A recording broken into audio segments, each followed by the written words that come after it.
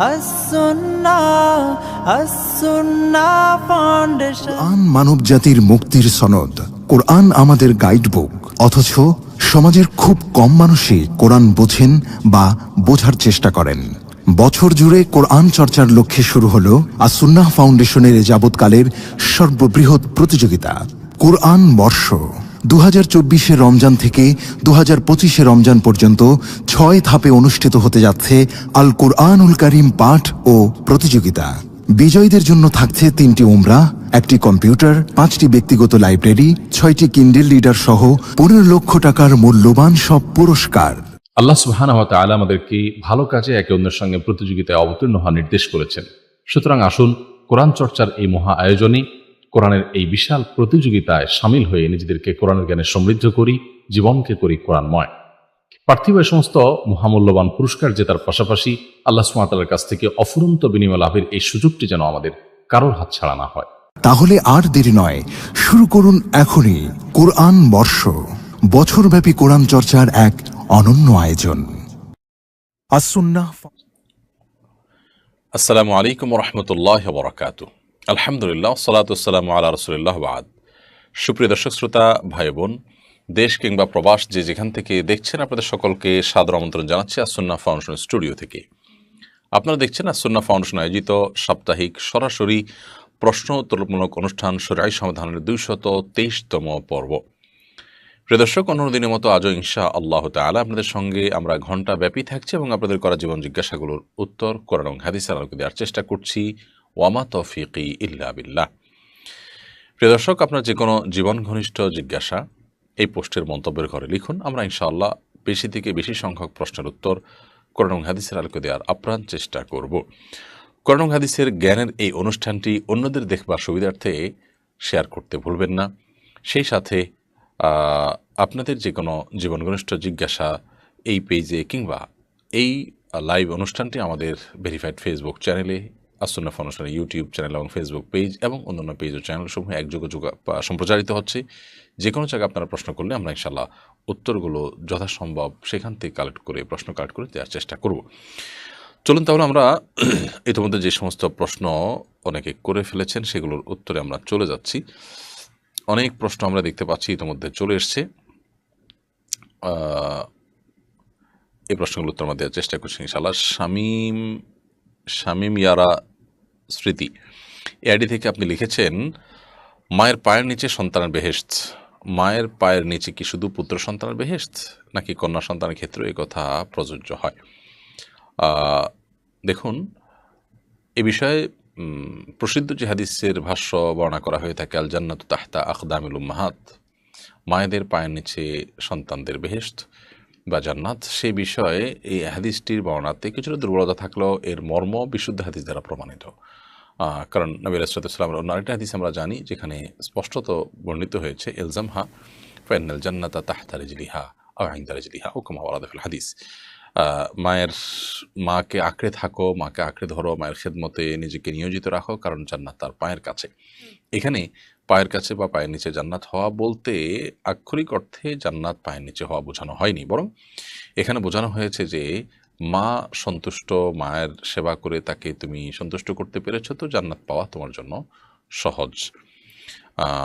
এই উদ্দেশ্যে মূলত রূপক অর্থে বলা হয়েছে তার পায়ের নিচে জান্নাতের কথা। অতএব একজন সন্তান তার মাকে খুশি করার চেষ্টা করবেন, একইভাবে বাবাকেই। কারণ অন্য একটা হাদিসে আসছে, নবী সাল্লাল্লাহু আলাইহি ওয়াসাল্লাম বলেছেন, রিদার রব্বি ফি রিদাল ওয়ালিদাইন ওয়া সাখাতুর রব্বি ফি সাখাতিল ওয়ালিদাইন। মা বাবার সন্তোষের মধ্যেই রবের সন্তুষ্টি নিহিত এবং মা বাবার অসন্তোষের মধ্যেই রবের অসন্তুষ্টি নিহিত। এজন্য একজন ইমানদার তিনি তার মা বাবার সেবা সর্বোচ্চ করার চেষ্টা করবেন। আর হাদিসে কিন্তু এখানে ছেলে বা মেয়ের কোনো পার্থক্য করা হয়নি। আপনি যেমনটা জানতে চেয়েছেন যেটা পুত্র সন্তানের জন্যই কি শুধু প্রযোজ্য কিনা, এখানে সবার জন্যই কমনভাবেই কথাটি বলা হয়েছে। সো পুত্র আর কন্যা সন্তানের জন্য আলাদা কোনো বিষয় এখানে নেই। আফজাল হোসেন আপনি লিখেছেন, আফতাবনগরে আপনার ইমামতিতে সালাতুল ইস্তিসকা অনুষ্ঠিত হয়েছে ইতিমধ্যে।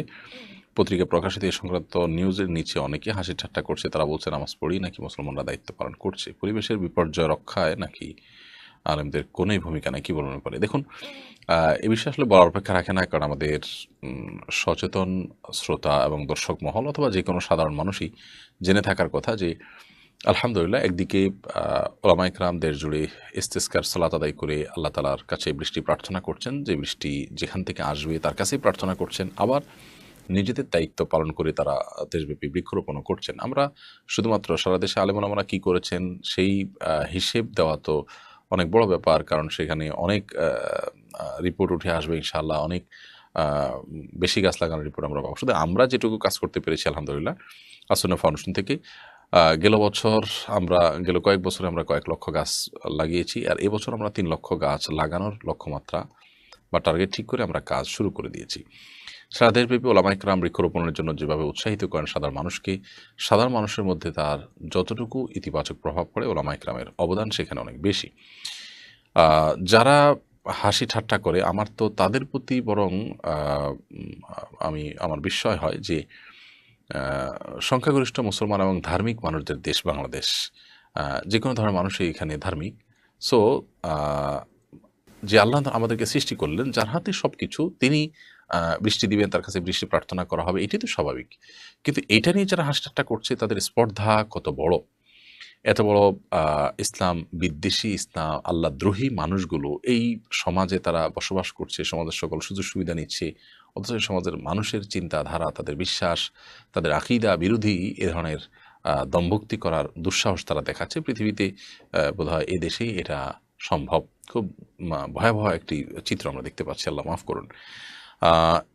অবাক করা বিষয় হলো, ব্যাঙের বিয়ে দিয়ে বৃষ্টি প্রার্থনা করা, তারপর গায়ে কাদা মাখিয়ে বৃষ্টি প্রার্থনা করা, এই জাতীয় যে সমস্ত হাস্যকর ধর্মীয় দৃষ্টিকোণ থেকে যার কোনো ভিত্তি নেই, বৈজ্ঞানিক কোনো ভিত্তি যার নেই, এগুলো নিয়ে তথাগত বিজ্ঞান মনস্করা কিছুই বলতে আমরা শুনি না সচরাচর।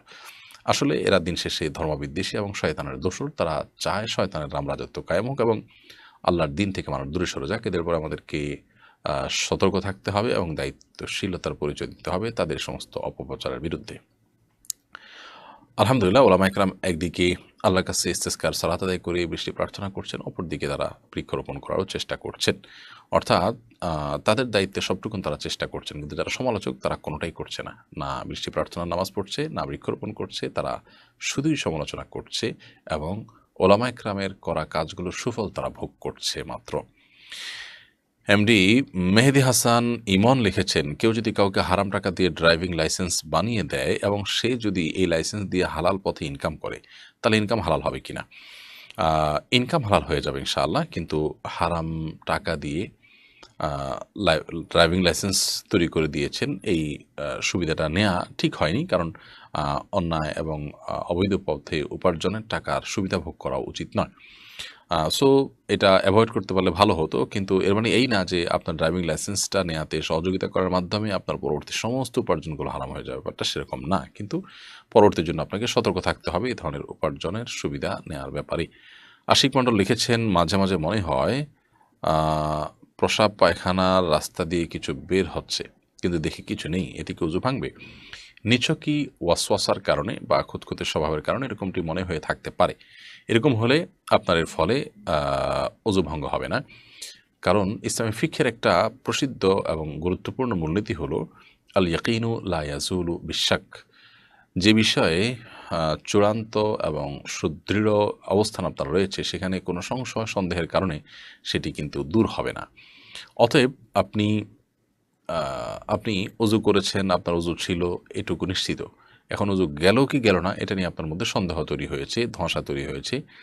তো এটার কারণে ওই যে নিশ্চিত যে ওযু ছিল সেটা এই সন্দেহের কারণে চলে যাবে না, কারণ নিশ্চিত বিষয় সন্দেহের কারণে দূর হয় না। সো ওযু ছিল সেটা নিশ্চিত, ওইটাই থাকবে। আর ওযু গেছে কি যায়নি সেটা যেহেতু সন্দেহপূর্ণ, বিধায় ওযু যায়নি সেটাই ধরে রাখতে হবে, বিধায় আপনার ওযু যায়নি। এবং এ জাতীয় ওয়াসওয়াসা দেওয়ার জন্য এক ধরনের শয়তানি আছে, যে মানুষকে এই ধরনের ওয়াসওয়াসা দিয়ে, কুমন্ত্রণা দিয়ে নামাজের মধ্যে রাকাত সংখ্যা ভুলায় দেয়, তারপরে আপনার ওযুর ক্ষেত্রে এ ধরনের ওয়াসওয়াসা দিয়ে বারবার ওযু করায়, তার ইবাদতের অন্যান্য যে অপরচুরি সেগুলোকে নষ্ট করে। তো এই বিষয়গুলো আমাদেরকে মাথায় রাখতে হবে। এরপরে প্রশ্ন হলো, আশিক মণ্ডল আপনি আবার লিখেছেন, আমার ছোট্ট একটি রিকোয়েস্ট, আমরা যারা ইন্ডিয়া এবং প্রবাস থেকে আপনার কাছে প্রশ্ন করি তাদের প্রশ্ন দেওয়ার চেষ্টা করবেন। আমরা আপনার লাইভের জন্য সারা সপ্তাহ অপেক্ষা করি। ভাষিক মণ্ডল, আপনার ইতিমধ্যে দুইটি প্রশ্ন আমাদের চোখে পড়েছে এবং সেগুলোর আলহামদুলিল্লাহ রিপ্লাই আমরা দেওয়ার চেষ্টা করেছি। আসলে অগণিত প্রশ্নের মধ্যে আমরা চেষ্টা করি সর্বোচ্চ সংখ্যক প্রশ্নের উত্তর দেওয়ার জন্য। আপনারা দোয়া রাখবেন, আল্লাহ যেন আমাদেরকে তৌফিক দান করেন। তাওসিয়া ইসলাম আপনি লিখেছেন, একজন সাক্ষী রেখে 3 বার কবুল বললে কি বিয়ে হয়? একজন সাক্ষী রেখে আপনি 3 বার কেন 300 বার কবুল বললেও বিয়ে হবে না, বরং বিয়ের জন্য আপনাকে অবশ্যই শরিয়ার নীতিমালা অনুযায়ী 2 জন সাক্ষী থাকতে হবে। তো 2 জন সাক্ষীর উপস্থিতি ছাড়া আপনি কবুল বললে বিয়ে হবে না। বিধায় সাক্ষীর উপস্থিতিটা খুবই গুরুত্বপূর্ণ। 2 জন সাক্ষীর উপস্থিতি, যারা ন্যায়নিষ্ঠাবান এরকম ভালো মানুষ, তাদের সাক্ষ্য যেন থাকে সেটি নিশ্চিত করতে হবে। রশিদুল হক আপনি লিখেছেন, সামনে হজের মৌসুম, আমাদের দেশ থেকে হজে বিমান ভাড়া অনেক বেশি, হজ দিন দিন সাধ্যের বাইরে চলে যাচ্ছে, এবারে প্রতিনিধিত্বশীল আলেমরা কি কোনো উদ্যোগ নিতে পারেন? ভাই রশিদুল হক, আসলে ওলামায়ে কেরামের যে খুব বেশি কিছু করার আছে তা না, খুব দুঃখজনক আমাদের দেশে এই জাতীয় বিষয়গুলোতে ওলামায়ে কেরামের আসলে তেমন কোনো রোল প্লে করার সুযোগ নেই। তারপরেও আমি শুধুমাত্র আপনার প্রশ্নের প্রেক্ষিতে আপনার জানার সুবিধার্থে এবং আপনার মাধ্যমে আমাদের সমাজের দর্শকদের জানার সুবিধার্থে আমরা বলছি যে আসলে সৌদি সরকার তাদের পলিসি অনুযায়ী 3rd ক্যারিয়ার এর মাধ্যমে হজে যাওয়া বাংলাদেশ থেকে এটাকে তারা অ্যালাউ করেন না। এর নানাবিধ তাদের কারণ থাকতে পারে, তাদের নানাবিধ যুক্তির সপক্ষে থাকতে পারে। কিন্তু এটার কারণে যেটা হয়েছে যে কম্পিটিশন মার্কেট যেটা ছিল সেটা সংকুচিত হয়ে গেছে এবং সৌদি আরব থেকে সৌদি এয়ারলাইন্স এবং সম্প্রতি নাসিয়ার এবং আপনার বিমান বাংলাদেশ থেকে এই ফ্লাইটগুলো শুধুমাত্র হজ যাত্রা যাত্রীদেরকে আনা নেওয়া করে। তো এই সুযোগে তারা যে পরিমাণ ভাড়া হজ যাত্রীদের কাছ থেকে নেয় সেটা কোনোভাবেই গ্রহণযোগ্য নয় আসলে। এবং এটা আমাদের দেশীয় ক্যারিয়ার করছে, সে তাদের দেশের ক্যারিয়ার করছে, তারা মানে মিলেজুলেই করছে অনেকটা। সন্দেহ নাই যে হজ যাত্রীদের জন্য যে ফ্লাইটগুলো আসা যাওয়া করে সেগুলো এখান থেকে হাজিদেরকে নেওয়ার পর আবার খালি ফ্লাইট তাদের আসতে হয়, আবার আনার জন্য যেতে হয়, অর্থাৎ আসা যাওয়া মিলে তাদের 4 বার আসা যাওয়া হয়। কারণ হলো 1 লক্ষ হাজি অ্যাভারেজে যে যাচ্ছেন, এই 1 লক্ষ হাজি এখান থেকে যখন যায় তখন তাদেরকে রেখে আবার যাত্রী নিয়ে আসার সুযোগ, কারণ এত তো অতিরিক্ত যাত্রী তো আর থাকে না। আবার হজ শেষে যখন তাদেরকে আনা হয় তখন এখান থেকে যখন যাওয়া হয়, এখান থেকে তো এত যাত্রী তখন থেকে যাত্রী থাকে না। শিডিউল যে ফ্লাইটগুলো আছে সারা বছরের, সেগুলো তো তাদের প্রয়োজনীয় যাত্রীদের চাহিদা পূরণ করছেই। তো এখানে যেহেতু বিমান খালি যাচ্ছে আসছে, 4 বার আসা যাওয়া করছে, সেজন্য 2 বার আসা যাওয়ার যে খরচ হবে তার ডাবল হতে পারে, কিন্তু সে ডাবলটাও ক্রস করে চলে যায়, এত অতিরিক্ত ভাড়া নেওয়া হয়। সেটার সপক্ষে কোনো যুক্তি কিন্তু আজও পর্যন্ত আমি জানি না কেউ দিতে দেখিনি আমি। তো এগুলো দুঃখজনক এবং এগুলোর জন্য সংশ্লিষ্ট মহলের ভাবা উচিত এবং বিশেষ করে হামসহ যারা কাজ করছেন তাদের এগুলো নিয়ে কাজ করা দরকার। ওলামায়ে কেরাম তাদের জায়গা থেকে আসলে খুব বেশি রোল প্লে করার সুযোগ এই জায়গাগুলোতে নেই। তারপরও কোথাও কথা বলার সুযোগ থাকলে কথা বলা, বা কোনো জায়গায় নক করার সুযোগ থাকলে নক করা, অন্যদেরকে আল্লাহর ভয়ে দেখানো, সেই বিষয়গুলো আমরা ইনশাআল্লাহ সাধ্য অনুযায়ী অবশ্যই করব। আমি আমার জায়গা থেকে চেষ্টা করব। আলী হাসান আপনি লিখেছেন, এই গরমে বৃষ্টির জন্য সবাই ইস্তেসকার নামাজ পড়ছে, এক একজন এক একভাবে হাত তুলে মোনাজাত করছে, এই বিষয়ে সুন্নাহ কোনটা দয়া করে জানাবেন। দেখুন, ইস্তেসকা সালাত বা বৃষ্টি প্রার্থনা সালাতের মধ্যে নবী সাল্লাল্লাহু আলাইহি ওয়াসাল্লাম হাত উল্টো দিকে রেখে, হাতের তালুকে নিচের দিকে রেখে আর পিঠকে উপর দিকে রেখে দোয়া করেছেন বলে সহিহ মুসলিমে বর্ণিত হয়েছে। কোনো কোনো মুহাদ্দিসগণ এ হাদিসের ব্যাখ্যায় বলেছেন যে আসলে নবী সাল্লাল্লাহু আলাইহি ওয়াসাল্লাম দোয়ার জন্য অনেক উপরে হাত তুলেছেন, তো তাতে এমনটি হয়েছে। তার বগল দেখা গেছে, এত বেশি তিনি হাত উত্তোলন করেছেন, এত অতিরিক্ত হাত উত্তোলন করতে যাওয়ার কারণে মনে হয়েছে যে এরকমটি হয়ে গেছে, অর্থাৎ কেবলার দিকে হাত আর পাতা পিঠ আর তালু মাটির দিকে, এটা কেউ কেউ বলেছেন। তবে এর বিপরীত মতটি আমার কাছে অধিকতর শক্তিশালী মনে হয়, অর্থাৎ এটার অবস্থার পরিবর্তনের জন্য, যে আল্লাহ বৃষ্টি হচ্ছে না, অনাবৃষ্টির অবস্থাকে আপনি পরিবর্তন করে আমাদেরকে শীতল পরিবেশ দিন, এই অবস্থার পরিবর্তনের জন্য আমরা দোয়ার অবস্থাকে পরিবর্তন করে আল্লাহ তাআলার কাছে আমাদের আচরণের মাধ্যমে অবস্থার পরিবর্তন চাইছি। সেই জায়গা থেকে নবী করিম সাল্লাল্লাহু আলাইহি ওয়াসাল্লাম এভাবে করেছেন। তো এভাবে হাত উল্টো দিকে রেখে দোয়া করা সুন্নাহ, তবে এভাবে করলেও কোনো অসুবিধা নেই। বিশেষ করে অনেক উলামায়ে কেরামের মতে নবী সাল্লাল্লাহু আলাইহি ওয়াসাল্লাম এভাবেই করেছেন, সেটা হয়তো অতিরিক্ত ওঠার কারণে এরকমটি মনে হয়েছে। এই 2 রকমের ব্যাখ্যাই রয়েছে, তবে আপনার হাত উল্টে দোয়া করাটাই হলো অধিকতর যুক্তিসঙ্গত এবং হাদিসের সুস্পষ্ট বর্ণনা দ্বারা বোঝা যায়। দুঃখিত। নাফিসা সিদ্দিক আপনি লিখেছেন, আমি আমার বিয়েতে প্রায় 10 ভরি গহনা পেয়েছি। আমার কোনো উপার্জনের মাধ্যম নেই। আমার হাজবেন্ড এর জন্য ও আমার গহনার জাকাত দেয়া কষ্টকর। আমি অনেক কষ্ট করে আমার জমানো টাকা দিয়ে এতদিন যাবৎ আমার জাকাত আদায় করছি। আমি কি 7.5 ভরি গহনা রেখে বাকিটা আমার মেয়েকে দিয়ে দিতে পারবো? আমার জন্য জাকাত আদায় করা কষ্টকর হয়ে দাঁড়িয়েছে। দেখুন, 10 ভরি গহনা আপনি যেটা পেয়েছেন সেটা যেহেতু কোনো উপার্জনের মাধ্যম নাই, আবার জাকাত ও দিতে পারছেন না আপনি, তো অবশ্যই আপনি প্রথমত আপনার মেয়েকে কিছু স্বর্ণ দিয়ে 7.5 ভরির কম করে ফেললেন। আপনি তাকে 3 ভরি দিলেন, আপনি 7 ভরি রাখলেন, বা 7 ভরি 7.5 ভরির কম রাখলেন। 7.5 ভরি হয়ে গেলে আপনার পুরোটা জাকাত দিতে হবে। তো এভাবে আপনি করতে পারেন। তবে জাকাত দেয়া থেকে বাঁচার জন্য চালাকি না করে বরং আপনি ওখান থেকে সামান্য একটু অংশ বিক্রি করে জাকাত দিলেন, আর কোনো উপার্জনের উপায় খুঁজে বের করলেন, সেটা বরং আপনার বেশি উচিত। সেই সাথে মেয়েকে আপনি যদি দিয়ে দিতে চান, একান্ত দিয়েই দিলেন, এটা কোনো অভিনয় নাটক না, বরং তাকে আপনি দিয়ে দিলেন, তো সেটা তো আপনি দিতেই পারেন, তাতে আপনার জাকাতও আসবে না। এরপরে প্রশ্ন করেছেন মোহাম্মদ ইব্রাহিম, আপনি লিখেছেন, একজন বক্তা টিকটকার হয়েছিল, সে পুনরায় আবার ওয়াজে ফিরে এসেছে, তাকে ওয়াজের দাওয়াত দেওয়া উচিত হবে কিনা? তার নিজেরই এখন ওয়াজের ফিল্ডে যাওয়া উচিত নয়। কারণ হলো, ওয়াজ করার জন্য সে নিজে আসলে উপযুক্তই হয়নি। আমাদের দুর্ভাগ্য যে আমরা অনেকেই নিজেরা পাকার আগে মাইকের সামনে চলে আসছি এবং আগে থেকে আমরা ওয়াজ মাহফিলে কথা বলার জন্য মরিয়া হয়ে থাকছি। যারা তরুণ উদীয়মান, তারা ওয়াজ হোক, নসিহত হোক, দাওয়াতি ফিল্ড হোক, এগুলোতে কাজ করার আগে তাদের শেখা উচিত। পর্যাপ্ত সময় নিয়ে সেগুলো তাদের শেখা উচিত, বোঝা উচিত। তাহলে ইনশাআল্লাহ তাদের জন্য সামনে অগ্রসর হওয়াটা অনেক বেশি সহজ হবে। আর যদি তারা সেটা না করে, তাহলে সেক্ষেত্রে এ জাতীয় পরিস্থিতিতে তারা নিজেরা বিভ্রান্ত হবে, জাতিকে বিভ্রান্ত করবে। এই যে একজন মানুষ মাহফিলের ময়দান থেকে মানে হঠাৎ করে এই ফাসিকদের কাতারে চলে যাওয়া, এটার আলামত হলো যে তার ভেতরে দিনদারিতাটা ভালো করে বসেই নেই। তিনি নিজেই দিনদারিতা ভালো করে বোঝেন না, তিনি কি মানুষকে নসিহত করবেন? তো তার এখন নিজেরই ফিল্ডে যাওয়া উচিত না, আর অন্যদেরও তাকে নিয়ে টানি করা উচিত না, বরং তাকে তার উচিত আরও পড়াশোনা করা, আরও সিনিয়র ওলামা ইকরামের তত্ত্বাবধানে তাদের সোহবতে থেকে নিজেকে গড়ে তোলা, এরপর আস্তে আস্তে সামনে অগ্রসর হওয়া। এমডি মুস্তাফিজুর রহমান আপনি লিখেছেন, কোন বিপদ আমাদের জন্য পরীক্ষা, কোন বিপদ আমাদের জন্য পরীক্ষা আর কোন বিপদ আমাদের জন্য আযাব, এটি বোঝার কোনো উপায় আছে কিনা? নিশ্চিত বোঝার কোনো উপায় নেই, নিশ্চিতভাবে বলার কোনো উপায় নেই যে এটি আমাদের জন্য পরীক্ষা আর অমুকটি আমাদের জন্য আযাব, এরকম নিশ্চিত করে বলবার কোনো সুযোগ নেই। তবে একজন ইমানদার নিজের ব্যাপারে যখনই কোনো ব্যত্যয়, বিপর্যয় দেখা দিবে, তখন তিনি ভাববেন যে হয়তোবা এই বিপর্যয় আমার কোনো কৃতকর্মের ফসল হিসাবে হয়েছে। অর্থাৎ তিনি নিজেকে দোষারোপ করবেন এবং নিজের সংশোধন করার চেষ্টা করবেন, কারণ দিন শেষে তারই লাভ।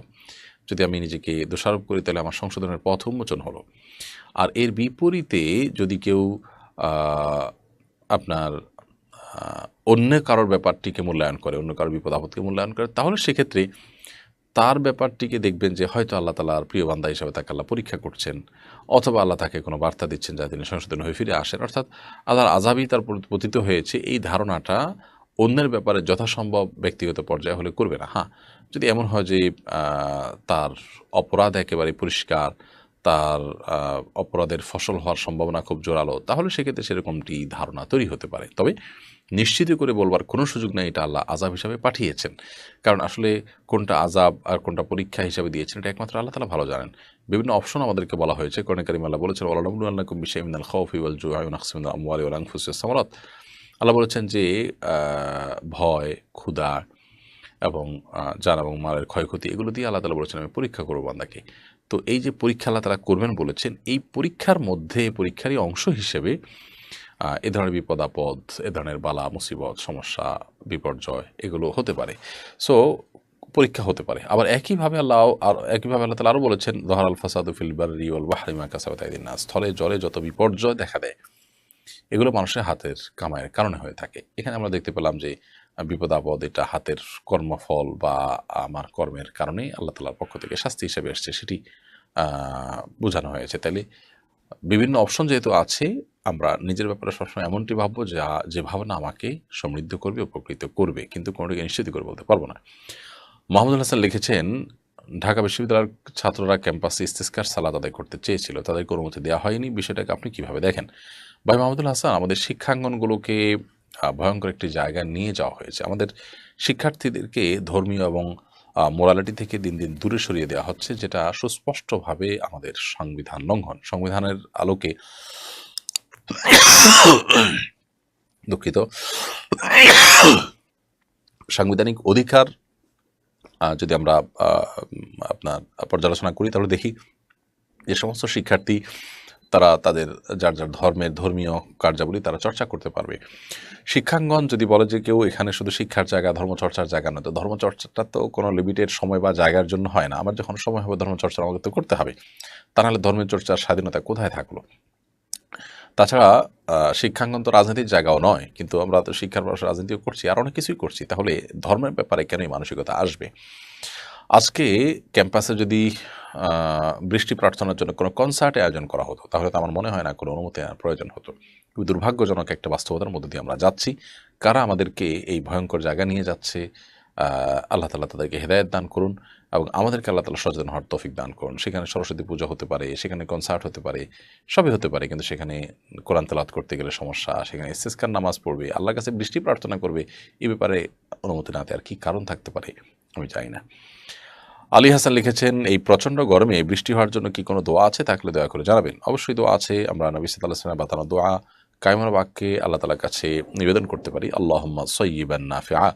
আল্লাহ, আপনার কাছে আমরা উপকারী বৃষ্টি প্রার্থনা করছি, আপনি আমাদেরকে উপকারী বৃষ্টি দান করুন। তাহলে এই দোয়াটি আমরা প্রত্যেকে যার যার জায়গা থেকে পড়তে পারি, বিশেষ করে আল্লাহুম্মা সাইয়্যিবান নাফিআ, আল্লাহুম্মা আগিথনা, আল্লাহ আপনি আমাদেরকে সিক্ত করুন, আল্লাহুম্মা আসকিনা গাইসান মুগীসান হানিআন মারিআন গাদাকান। আল্লাহ, আপনার কাছে আমরা উপকারী বৃষ্টি চাই, যে বৃষ্টি আমাদেরকে সুশোভিত করবে, যেটা আমাদেরকে সমৃদ্ধ করবে। নাফিআন গায়রা দারিন, উপকারী বৃষ্টি হবে, ক্ষতিকর বৃষ্টি হবে না। আজরান গায়রা আজিল, যে বৃষ্টি দ্রুততার সাথে হবে, খুব বেশি বিলম্ব হবে না। তো এভাবে আল্লাহ তাআলার কাছে আমরা কায়মুল বাক্যে বৃষ্টি প্রার্থনা করতে পারি। আল্লাহুম্মা সাইয়্যিবান নাফিআ, সবচেয়ে সংক্ষিপ্ত 3 শব্দের দোয়া, আল্লাহুম্মা সাইয়্যিবান নাফিআ, আল্লাহ উপকারী বৃষ্টি চাই। তো এভাবে আমরা দোয়া করতে পারি।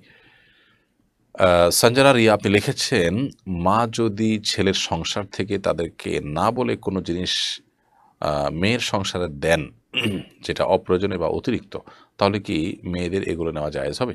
ছেলের সংসার থেকে যদি মা কোনো কিছু দেন যেগুলো ছেলের প্রয়োজন হয় না, এবং এগুলো দিলে ছেলে জানলেও ছেলে অসন্তুষ্টি প্রকাশ করবে না বা মানা করবে না, তাহলে মেয়ের সংসারে সেগুলো মেয়ে নিতে পারেন, ব্যবহার করতে পারেন। আর যদি এমন হয় যে ভাইয়ের অগোচরে বোনকে দেওয়া হয়েছে, মা সেটা নিয়ে দিয়েছেন, প্রয়োজনীয় হোক আর অতিরিক্ত হোক, ভাই জানলে মনে কষ্ট পাবে বা সম্মতি দিবে না, তাহলে সেক্ষেত্রে মার জন্য এটা দেওয়া জায়েজ নেই, এবং মেয়েরও সেটা করা জায়েজ নেই। আমাদের বুঝতে হবে সন্তান সন্ততি তারা আমাদের পরিবারের সদস্য, আমাদের অধীনস্থ, এরপরও তারা প্রাপ্তবয়স্ক হওয়ার পর তাদের জিনিসপত্র, তাদের টাকা পয়সা, সহায় সম্পদ, সব কিছু আমানতদারিতা মা বাবা হিসাবে আমাদেরকেও রক্ষা করতে হয়। চাইলেই আমরা সন্তানের সম্পদের যা খুশি তা করতে পারি না। যদিও একটি হাদিস রয়েছে, আনতা ওয়া মালুকা লিআবিক, নবী সাল্লাল্লাহু আলাইহি ওয়াসাল্লাম এক ব্যক্তিকে বলেছেন, তুমি এবং তোমার সম্পদ তোমার বাবার।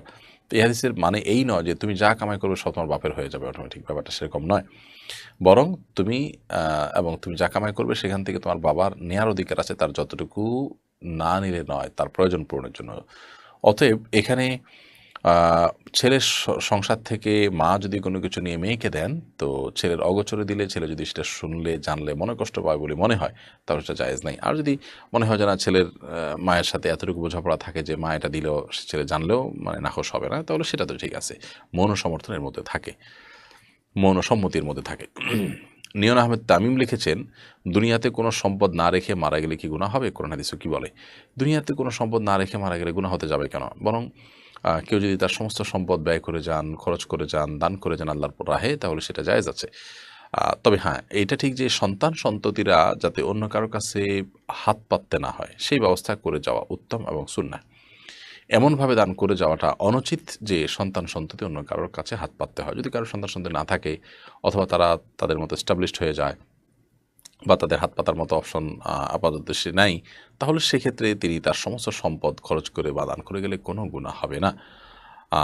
যদি সন্ততি ছোট থাকে অথবা তারা এখন উপার্জন অক্ষম হয় নাই, এই অবস্থা আপনি সব দান সাদকা করে গেলে তারা বিপদে পড়বে মনে হয়, তাহলে সেটা অবশ্যই অনুচিত। কারণ নবী সাল্লাল্লাহু আলাইহি ওয়াসাল্লাম থেকে বলেছেন যে তুমি তোমার সন্তানদেরকে রিক্ত হস্ত রেখে যাওয়ার চাইতে তাদের জন্য কিছু রেখে যাওয়াটা অধিকতর উত্তম। জায়ার আহমদ আপনি লিখেছেন, আমার স্বামীর ব্যাংকে 50 লক্ষ টাকা লোন আছে, তিনি হজ করলে কি হজ কবুল হবে?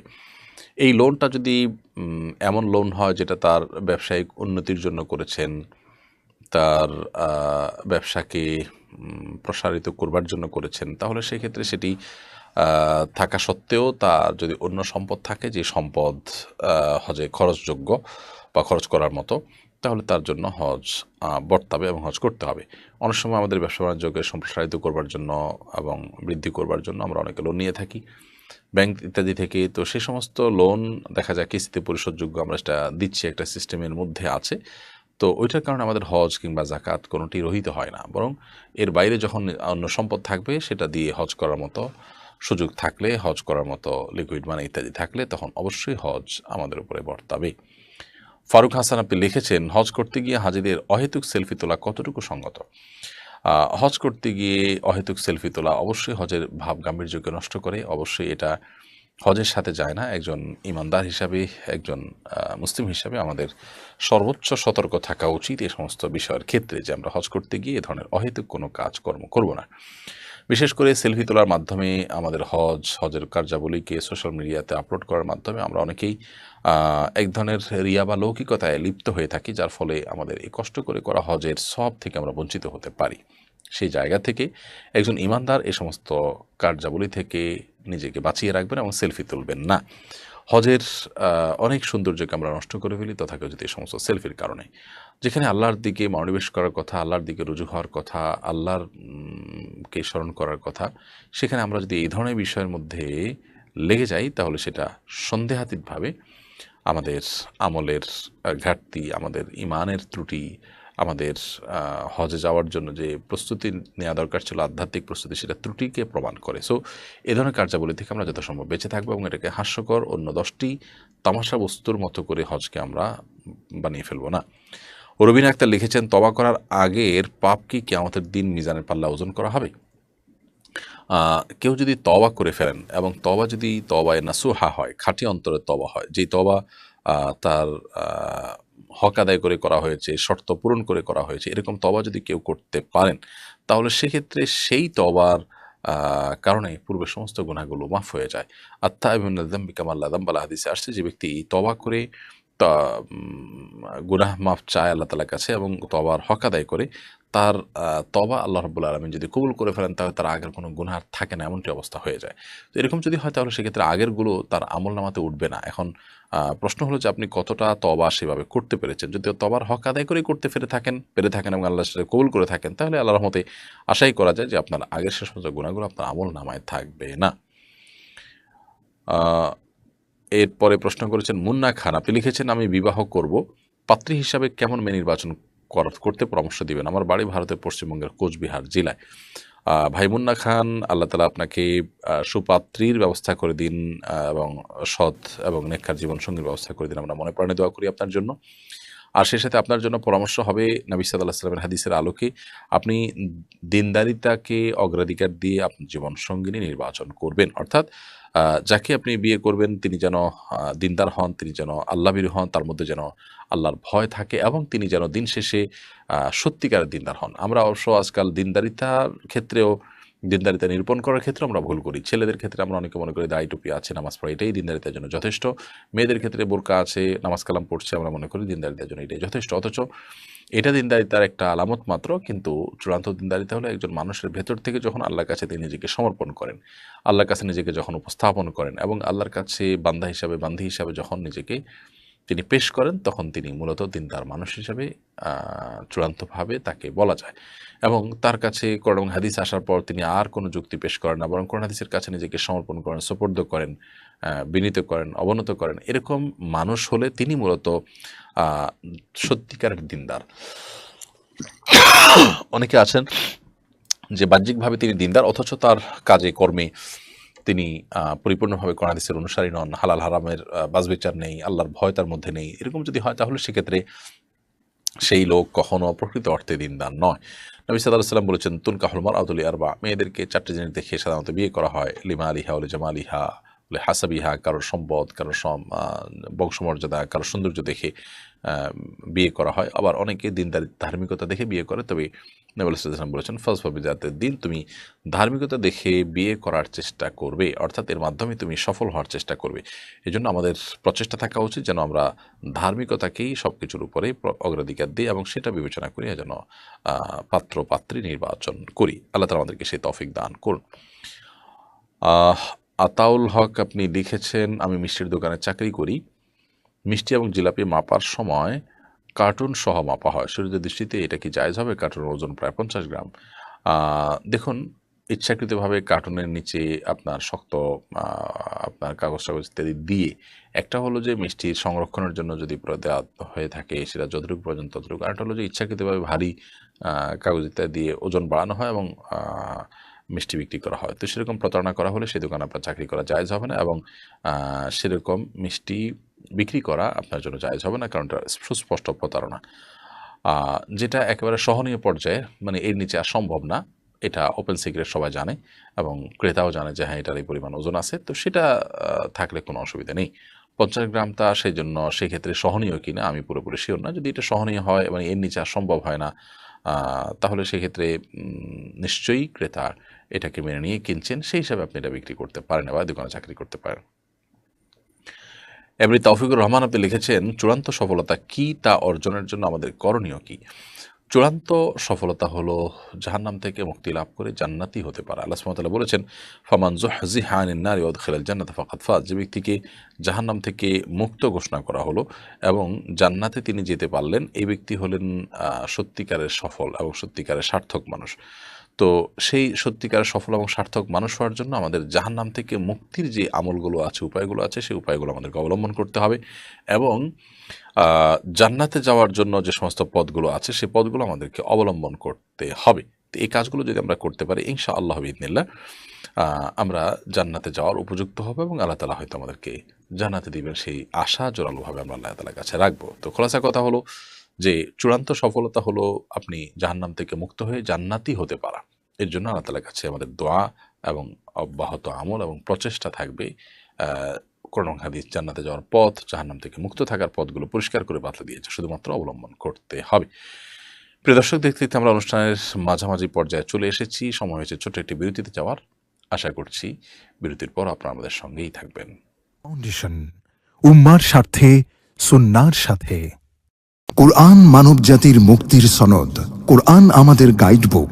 অথচ সমাজের খুব কম মানুষই কোরআন বোঝেন বা বোঝার চেষ্টা করেন। বছর জুড়ে কোরআন চর্চার লক্ষ্যে শুরু হলো আস-সুন্নাহ ফাউন্ডেশনের যাবৎকালের সর্ববৃহৎ প্রতিযোগিতা কোরআন বর্ষ। 2024 রমজান থেকে 2025 রমজান পর্যন্ত 6 ধাপে অনুষ্ঠিত হতে যাচ্ছে আল কোরআনুল কারীম পাঠ ও প্রতিযোগিতা। বিজয়ীদের জন্য থাকছে 3টি উমরাহ, 1টি কম্পিউটার, 5টি ব্যক্তিগত লাইব্রেরি, 6টি কিন্ডেল রিডার সহ 15 লক্ষ টাকার মূল্যবান সব পুরস্কার। আল্লাহ সুবহানাহু ওয়া তাআলা আমাদেরকে ভালো কাজে একে অন্যের সঙ্গে প্রতিযোগিতায় অবতীর্ণ হওয়ার নির্দেশ করেছেন। সুতরাং আসুন কোরআন চর্চার এই মহা আয়োজনে, কোরআনের এই বিশাল প্রতিযোগিতায় সামিল হয়ে নিজেদেরকে কোরআনের জ্ঞানে সমৃদ্ধ করি, জীবনকে করি কোরআনময়। পার্থিব এই সমস্ত মহামূল্যবান পুরস্কার জেতার পাশাপাশি আল্লাহ সুবহানাহু ওয়া তাআলার কাছ থেকে অফুরন্ত বিনিময় লাভের এই সুযোগটি যেন আমাদের কারোর হাত ছাড়া না হয়। তাহলে আর দেরি নয়, শুরু করুন এখনই কোরআন বর্ষ, বছরব্যাপী কোরআন চর্চার এক অনন্য আয়োজন। প্রিয় দর্শক, বিরতির পর আবার আপনাদেরকে স্বাগতম জানাচ্ছি শরীর সমাধান অনুষ্ঠানে। আপনারা দেখছেন আস-সুন্নাহ ফাউন্ডেশন আয়োজিত সাপ্তাহিক সরাসরি প্রশ্ন উত্তরমূলক অনুষ্ঠান শরীর সমাধানের 223তম পর্ব। আজকের পর্বে ইতোমধ্যে আমরা অনেকগুলো প্রশ্ন উত্তর দিয়েছি আলহামদুলিল্লাহ, এবং আরও অনেকেই প্রশ্ন করছেন। আপনাদের প্রশ্নগুলো আমরা যথাসম্ভব উত্তর দেওয়ার চেষ্টা করছি। পারভেজ হোসেন আপনি লিখেছেন, ফরিদপুরে 2জন মুসলিম শ্রমিককে হত্যা করা হলো, এ বিষয়ে মিডিয়া সম্পূর্ণ নিশ্চুপ, বিষয়টাকে আপনি কিভাবে দেখেন? এরকম পরিস্থিতি আমাদের করণীয় কি? ভাই পারভেজ হোসেন, ফরিদপুরে আমরা নির্মমভাবে 2জন নির্মাণ শ্রমিককে, সহোদর ভাই তারা, একই ঘরের 2জন অভাবী পরিবারের দুজন ভাইকে নির্মমভাবে পিটিয়ে হত্যা করার মতো নির্মমতা আমরা দেখতে হয়েছে। এবং এটা নেতৃত্ব দিয়েছেন একজন ইউনিয়ন পরিষদ মেম্বার, যিনি হিন্দু ধর্মাবলম্বী। তাদের নামে মিথ্যা অভিযোগ দায়ের করা হয়েছিল যে তারা মন্দিরে আঘাত করেছেন এবং মন্দিরে আগুন জ্বালিয়েছেন, ধ্বংসযজ্ঞ চালিয়েছেন, যেটি সর্বৈব মিথ্যা হিসাবে ইতিমধ্যে সবার কাছে পরিষ্কার হয়ে গেছে। তো এই বিষয়ে আমরা যতটুকু জানার চেষ্টা করেছি, মিডিয়াতে যে খুব বেশি উঠে এসেছে তা নয়, এবং মিডিয়াতে খুবই কম কভারেজ পেয়েছে এই ঘটনা। হয়তোবা এটাকে কেন্দ্র করে কোনো প্রকার ধর্মীয় অসহিষ্ণুতা ছড়িয়ে পড়ে কিনা, সেজন্য তারা এটাকে নিশ্চুপ ছিলেন। কিন্তু এর বিপরীতে যদি কোনো মুসলিম এরকম কিছু করতেন, তাহলে সেক্ষেত্রে সেটা নিয়ে তারা তুলকালাম কাণ্ড করত। তো এক্ষেত্রে অবশ্য এক শ্রেণীর মিডিয়ার উদ্দেশ্য নিয়ে প্রশ্ন তোলাই যায় যে তারা আসলে কি চাচ্ছেন বা তাদের দুর্বিসন্ধির জায়গাটা কোনটি, সেটি বোধহয় আমাদের অনেকের কাছে ইতিমধ্যে পরিষ্কার হয়ে গেছে। যাই হোক, তো এ বিষয়ে আমরা জানার চেষ্টা করেছি, সেখানে সরজমিনে যারা দেখতে গিয়েছেন এরকম দায়িত্বশীল মানুষদের সাথে আমরা কথা বলেছি, জানার চেষ্টা করেছি। তাতে আমাদের কাছে যেটা মনে হয়েছে তা হলো যে সেখানে বা তারা যে তথ্য আমাদেরকে দিয়েছেন সেখানে সরজমিনে তদন্ত করে সেটি হলো যে এটি ধর্মীয় কোনো আপনার মারামারি বা ধর্মীয় কোনো কি বলে এটাকে উগ্রতা থেকেই সৃষ্টি হয়নি।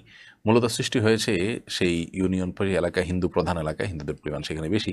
ইউনিয়ন পরিষদের মেম্বার, যিনি হিন্দু ধর্মাবলম্বী, তিনি এখানে নির্মাণ কাজ চলাকালে বাধা সৃষ্টি করেছেন, চাঁদা দাবি করেছেন এবং এখানে তার স্বার্থ জড়িয়েছিল। তো তার সেটিকে, সেই স্বার্থকে বা তার সেই চাওয়াকে উপেক্ষা করে সেখানে টয়লেট নির্মাণ করা হচ্ছিল প্রতিষ্ঠানের, এবং সেটা মন্দিরের খুব কাছেই। যখন মন্দিরে আগুনের ঘটনা ঘটলো, সেটি ব্যাপার ইতিমধ্যে আমরা অনেকে দেখেছি বিভিন্ন নিউজ, যে সেখানে আসলে মুসলমানদের কোনো ভূমিকাই ছিল না। যাই হোক, তো সেটাকে উদুরপিণ্ডি বুদুর ঘাড়ে চাপিয়ে এই নিরীহ নির্মমভাবে আপনার এই শ্রমিকদেরকে হত্যা করার উদ্যোগ নিয়েছেন সেই ইউনিয়ন পরিষদের সেই সদস্য। চেয়ারম্যানের নেতৃত্বে মারধর শুরু হয় এবং পরবর্তীতে হিন্দুরা এসে সেখানে যোগ দিয়ে তাদেরকে মেরে ফেলা হয়। দুটি প্রাণকে এভাবে মেরে ফেলা হবে এবং পুরো আপনার মিডিয়া জগৎ অনেকটা চুপচাপের মতো থাকবে, এটি আসলে কোনো সভ্য সমাজেতে গ্রহণযোগ্য হতে পারে না। খুবই দুঃখজনক বিষয়টি। যদিও ধর্মীয় আপনার উগ্রতা থেকেই সৃষ্টি হয়নি, কিন্তু শেষ পর্যন্ত সেটাকে ধর্মীয় উগ্রতার প্রলেপই দেওয়া হয়েছে, অর্থাৎ ধর্মকে ব্যবহার করা হয়েছে এখানে দুজন মুসলিমকে হত্যা করবার জন্য। এদেশের মানুষ, আমি বরাবর বলি যে খুবই সাম্প্রদায়িক সম্প্রীতি মেনে চলা মানুষ। এর অন্যতম কারণ এদেশে ওলামা ইকরাম সর্বস্তরের সাধারণ মানুষকে সবসময় শান্ত এবং সহিষ্ণু থাকতে শিক্ষা দেন। আমরা আমাদের পার্শ্ববর্তী দেশ ভারতের কথা বলি, কী পরিমাণ দাঙ্গা সেখানে হয়ে থাকে, সেখানে সংখ্যালঘুদের উপর কী পরিমাণ নিপীড়ন চলে এবং প্রতিনিয়ত সেখানে কী পরিমাণ হত্যাযজ্ঞ চলে সামান্য ঠুনকো অজুহাতে। সেখানে আমাদের এদেশে আলহামদুলিল্লাহ সংখ্যালঘু হিন্দুরা, অন্য ধর্মাবলম্বীরা মুসলমানদের কাছে অনেক বেশি নিরাপদ আলহামদুলিল্লাহ। বিচ্ছিন্ন যে সমস্ত ঘটনাগুলো ঘটে, এগুলোর বেশিরভাগই হয় হিন্দুদেরই নিজেদের আভ্যন্তরীণ কোন্দল, অথবা কেউ এখান থেকে সুবিধা আদায়ের চেষ্টা করে কিংবা কোনো রাজনৈতিক উদ্দেশ্য হাসিলের জন্য এগুলো করে থাকে। সেটি আমাদের কারোর কাছে এখন আর অপরিষ্কার নয়, বারবার এগুলো প্রমাণিত হয়ে গেছে ইতিমধ্যে।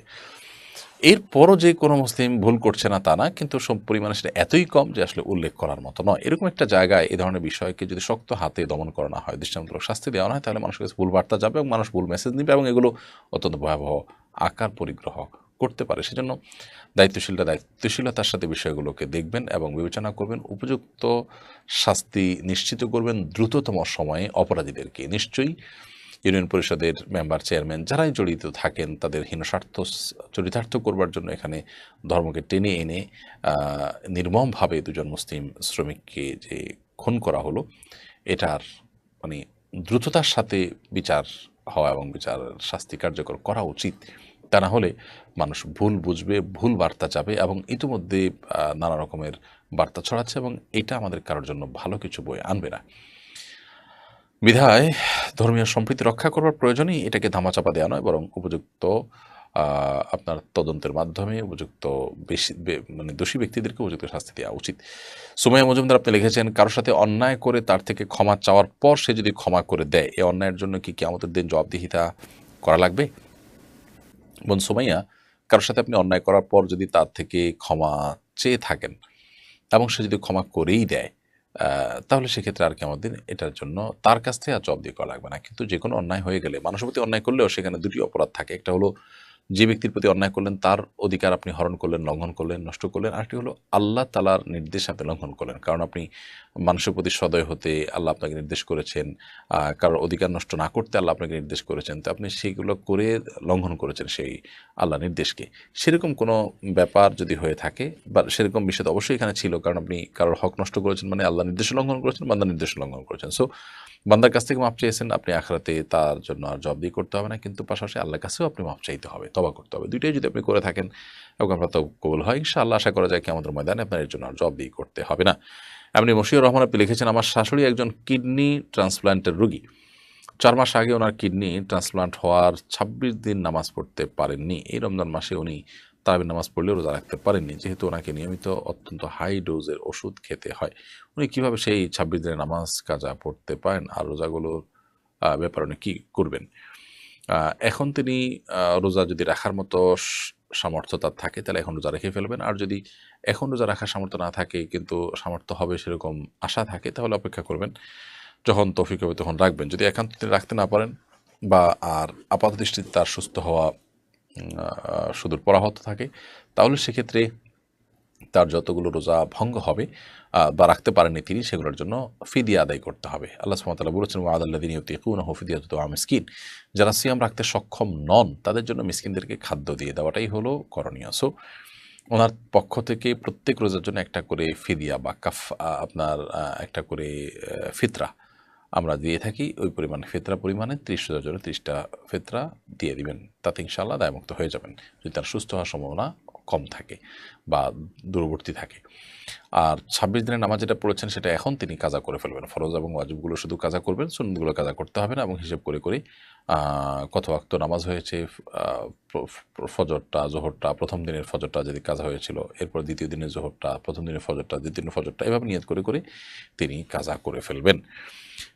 মেহেদী হাসান মিরাজ আপনি লিখেছেন, নিজের মৃত্যু যেন তাড়াতাড়ি হয় সেজন্য কি দোয়া করা যাবে না? অবশ্যই দোয়া করা যাবে না ভাই। কারণ হলো নবী সাল্লাল্লাহু আলাইহি ওয়াসাল্লাম পরিষ্কারভাবে নিষেধ করেছেন, তোমরা আল্লাহর কাছে মৃত্যু কামনা করবে না।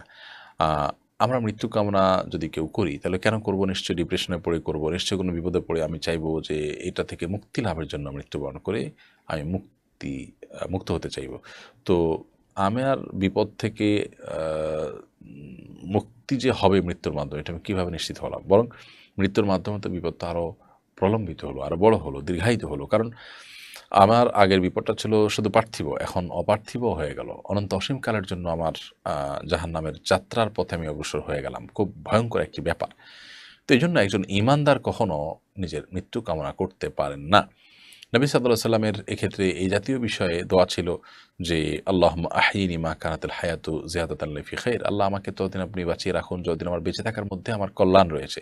আমি যতদিন বেঁচে থাকলে আমার কল্যাণ আরও বৃদ্ধি পাবে। ওয়া আমিতনি মা কানাতিল ওয়াফাতু জিয়াদাতান লি ফি খাইর। ওয়া আমিতনি মা কানাতিল ওয়াফাতু রাহাতাল লি মিন কুল্লি শার। আল্লাহ তখন আমাকে মৃত্যু দেন যখন আমার মৃত্যুটা হবে সকল অকল্যাণ থেকে মুক্তি লাভের মাধ্যম, অর্থাৎ এর মাধ্যমে আমি দুনিয়াতে কষ্ট, গ্লানি এগুলোর থেকে রেহাই পাবো এবং আখিরাতে আমার পথ সুগম হবে। সেরকম সময় মৃত্যু চাই।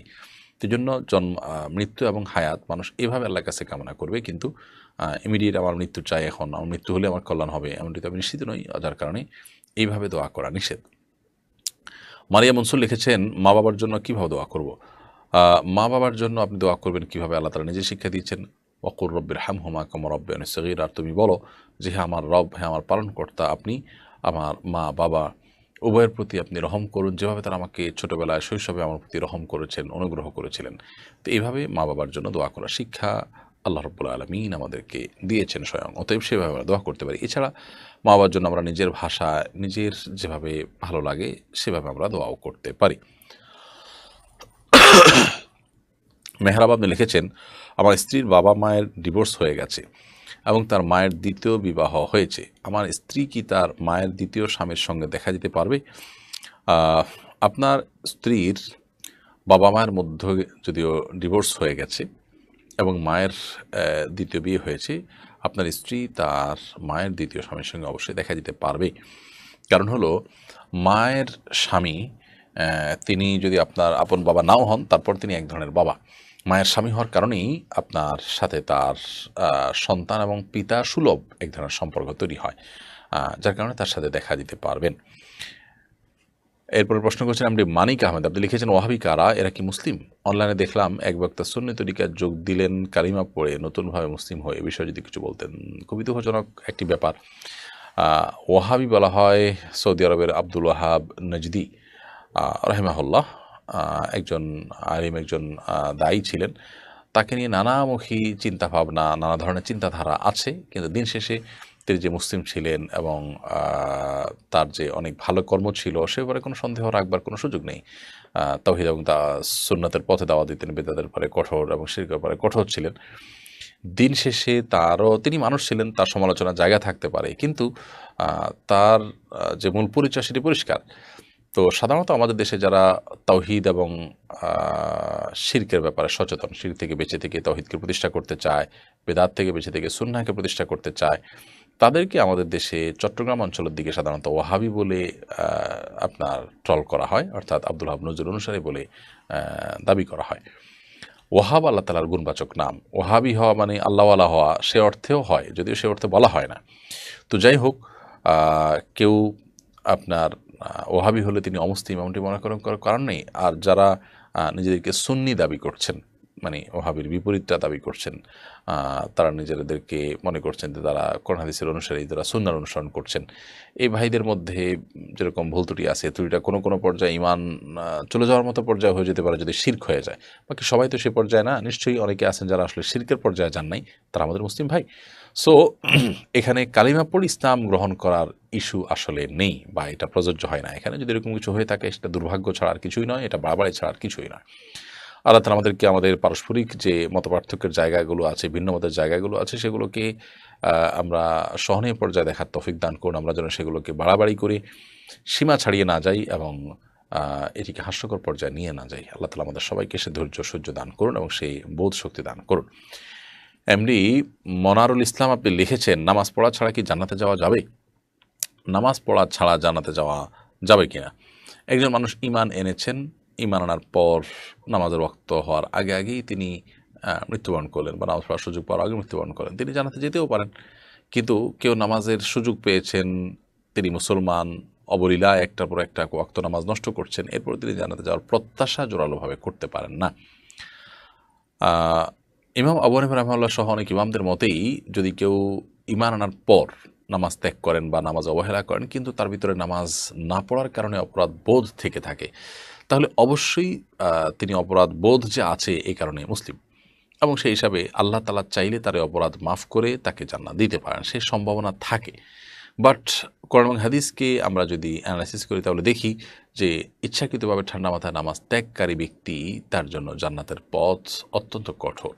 এবং আল্লাহ তাআলা কোরআনে কারিমে বলেছেন যে জাহান্নামীদেরকে জান্নাতীরা কিয়ামতে যখন তারা জাহান্নামের আযাবে ভোগ থাকবে, তখন তাদেরকে জিজ্ঞাসা করবেন যে মা সালাকাকুম ফি সাকার, তোমাদেরকে জাহান্নামে কিসে নিক্ষেপ করেছে? তখন তারা বলবে ক্বালু লাম নাকু মিনাল মুসাল্লিন, আমরা নামাজী ছিলাম না, এই কারণে আমাদেরকে জাহান্নামে আসতে হয়েছে। এখান থেকে বোঝা যায় যে জান্নাতে যাওয়ার আশা করা সুদূর পরাহত যদি কেউ ইচ্ছাকৃত ঠান্ডা মাথায় নামাজ ত্যাগ করে।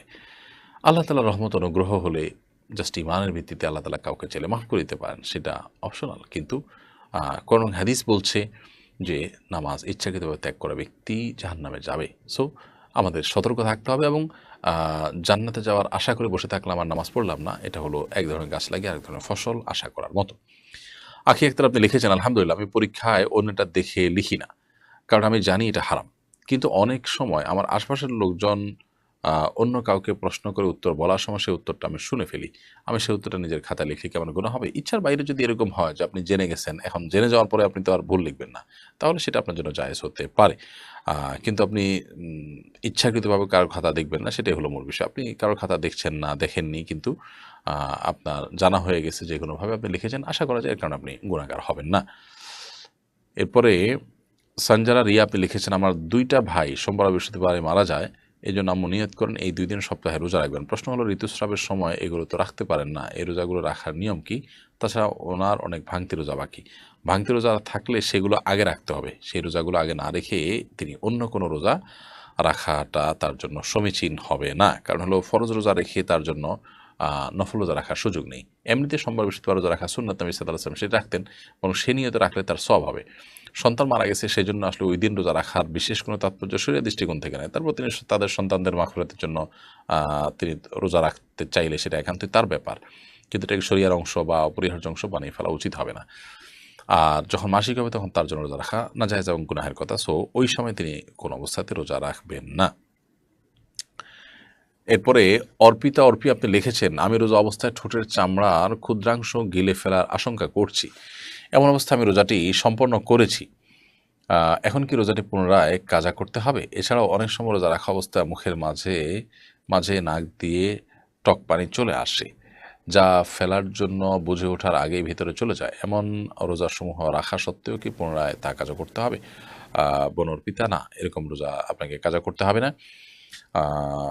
আপনার ঠোঁটের চামড়া আপনার ইচ্ছার বাইরে খসে পড়ে যদি পেটে চলে যায়, ইনশাআল্লাহ কারণে আপনার রোজা ভঙ্গ হবে না। আর নাকের পানি যদি আপনার পেটে যায়, তাতেও আপনার রোজা ভঙ্গ হবে না। ইচ্ছাকৃতভাবে আমরা চেষ্টা করবো এই জিনিসগুলোর জন্য ভেতরে না যায়, কিন্তু ইচ্ছার বাইরে যদি চলে যায়, ইনশাআল্লাহ এরগুলোর কারণে রোজা ভঙ্গ হবে না। নুসরাত জাহান রিফা লিখেছেন, মৃত ব্যক্তির পক্ষ থেকে বদলি হজ ও কোরবানির পদ্ধতিটা বিস্তারিত জানতে চাই। মৃত ব্যক্তির পক্ষ থেকে বদলি হজ করতে পারেন যদি তিনি ওসিয়ত করে যেয়ে থাকেন যে আমি হজ করতে যদি না পারি আমার সম্পদ থেকে তোমরা হজের ব্যবস্থা করবে, তখন তার পক্ষ থেকে বদলি হজের ব্যবস্থা করা ওয়াজিব সন্তানদের উপর। আর যদি তিনি সেটা না করে যান, এমনিতেই সন্তানরা সব প্রণোদিত হয়ে তার পক্ষ থেকে হজ, বা সন্তান বা আত্মীয়স্বজন কেউ স্বপ্রণোদিত হয়ে যদি তার পক্ষ থেকে বদলি হজের ব্যবস্থা করেন, তো সেটা করতে পারেন। এক সাহাবী তা নবী সাল্লাল্লাহু আলাইহি ওয়াসাল্লামকে জিজ্ঞাসা করেছেন তার মা সম্পর্কে, যে হে আল্লাহ রাসূল, আমার মা মারা গেছেন, আফা আহুজ্জু আনহা, আমি কি তার পক্ষ থেকে হজ করতে পারি? নবী সাল্লাল্লাহু আলাইহি ওয়াসাল্লাম বলেন, নাম, হ্যাঁ তুমি করতে পারো। তো এই জন্য মৃত ব্যক্তির তরফ থেকে বদলি হজ করা যায়। ঠিক একইভাবে কোরবানিও করা যায়।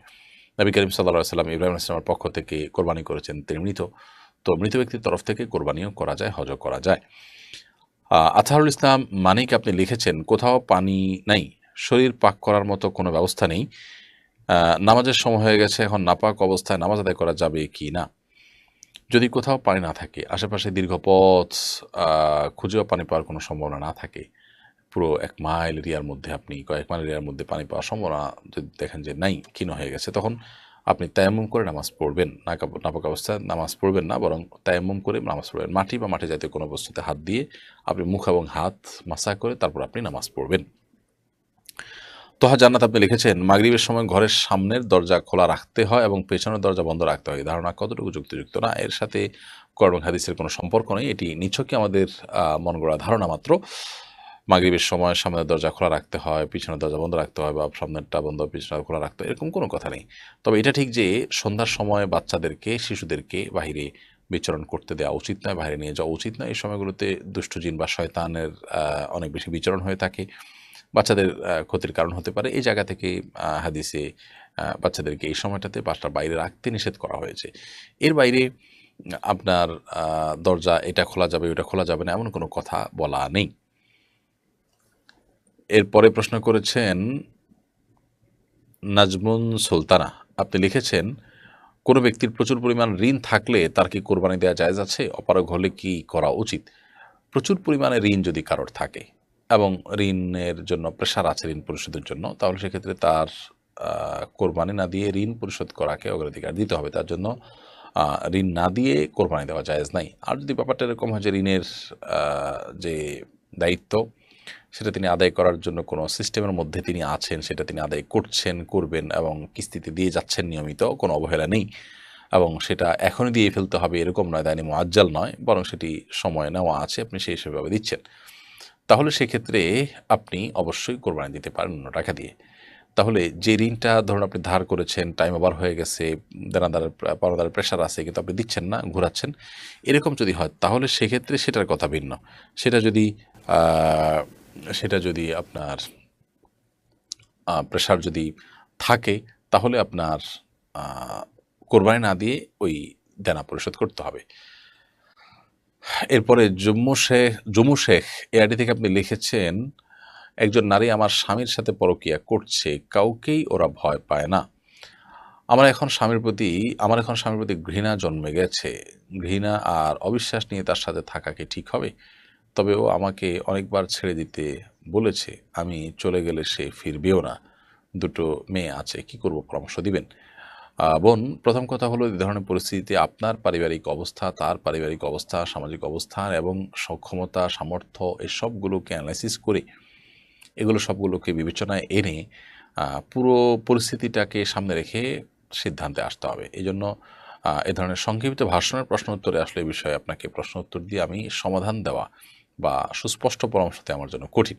আমি শুধুমাত্র আপনাকে গাইডলাইন দিতে পারি। প্রথমত বলব যে আপনি বিচক্ষণ, বিদগ্ধ এক বা একাধিক আলেমের দ্বারা গঠিত বোর্ডে কিংবা এক বা একাধিক আলেমের কাছে আপনি যাবেন। ভালো কোনো মসজিদের ইমাম, খতিবদের সাথে কথা বলে আপনি পুরো পরিস্থিতিটা বলার চেষ্টা করবেন এবং আপনার পুরো জিনিসটাকে আপনি নিজে পরিষ্কার হবেন, তাদের কাছে পরিষ্কার করবেন।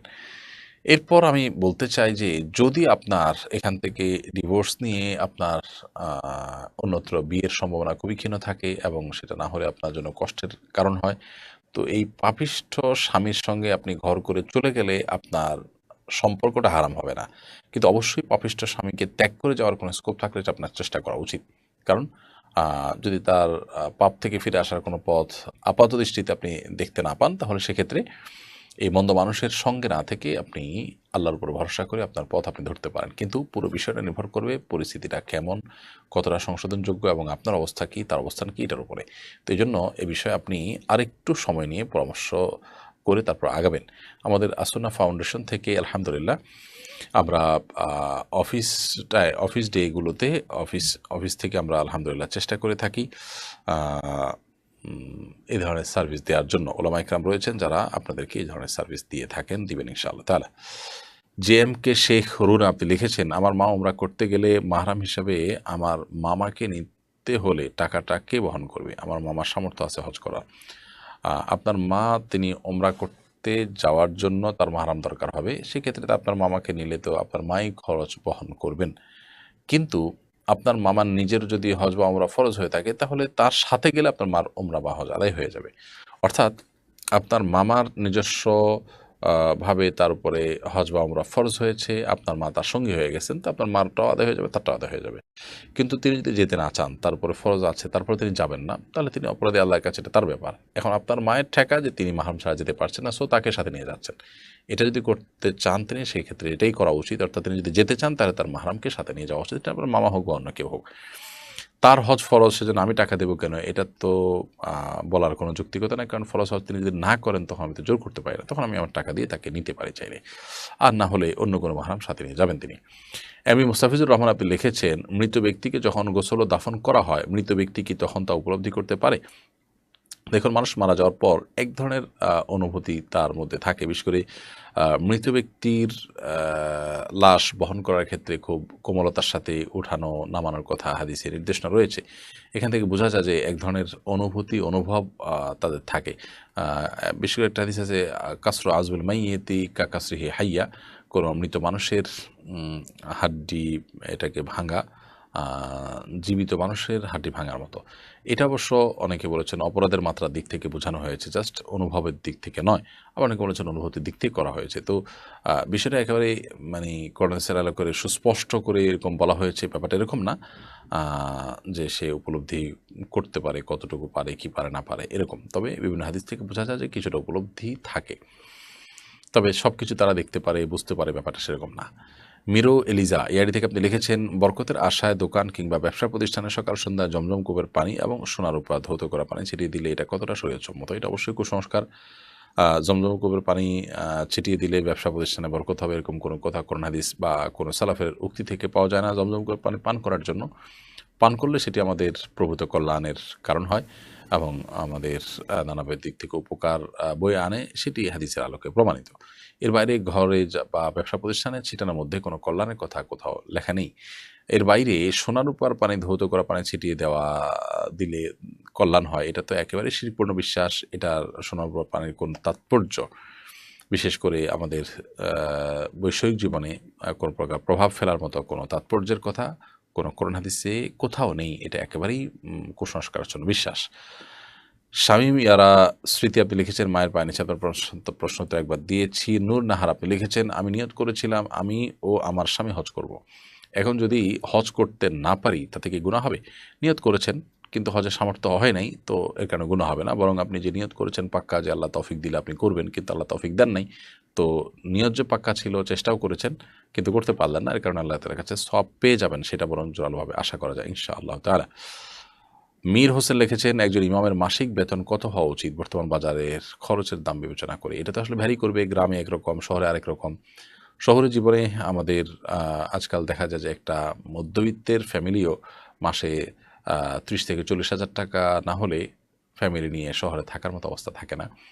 গ্রামে সেটা হয়তো 10 থেকে 15 হাজার টাকা হলে বা 15 থেকে 20 হাজার টাকার মধ্যে হলেও সেটা হয়ে যায়, 10 থেকে 20 হাজার টাকার মধ্যে সুন্দরভাবে হয়ে যায়। তো এটা ভ্যারি করবে কোন অবস্থার উপরে আছেন। ইমাম সাহেব যেন ইমামতির বাইরে তাকে পেরেশানি করতে না হয় তার সংসার চালাবার জন্য, সেই দিকটা লক্ষ্য করা মসজিদ কর্তৃপক্ষের দায়িত্ব এবং কর্তব্য, এবং সম্মানজনকভাবে তিনি যেন বেঁচে থাকতে পারেন অন্তত সেই ব্যবস্থাটুকু করা আমাদের সবারই কর্তব্য। মোবারক হোসেন আজাদি লিখেছেন, আমি ঋণগ্রস্ত, সব টাকা একেবারে পরিশোধ করা আমার জন্য সম্ভব হচ্ছে না, সবাই অল্প অল্প করে টাকা নিতেও রাজি না, এজন্য সবাই ব্যাংক থেকে সুদভিত্তিক ঋণ গ্রহণের পরামর্শ দিচ্ছে। এটা জায়েজ না হয় আমি রাজি না, কিন্তু এছাড়া ঋণ পরিশোধ করার কোনো উপায় আমি দেখছি না। অবস্থা আমার জন্য করণীয় কি? দেখুন, প্রথমত আপনি আপনার সাধ্য অনুযায়ী একটু একটু করে ঋণ পরিশোধ করতে থাকেন। স্থাবর অস্থাবর সম্পত্তি বিক্রি করে হলেও আপনি ঋণ পরিশোধ করবেন, সাধ্যের সবটুকুন, কিছুই রাখবেন না, একান্ত জানা রাখলেন না, তাছাড়া সব কিছু দিয়ে হলেও আপনি চেষ্টা করবেন ঋণ মুক্ত হওয়ার।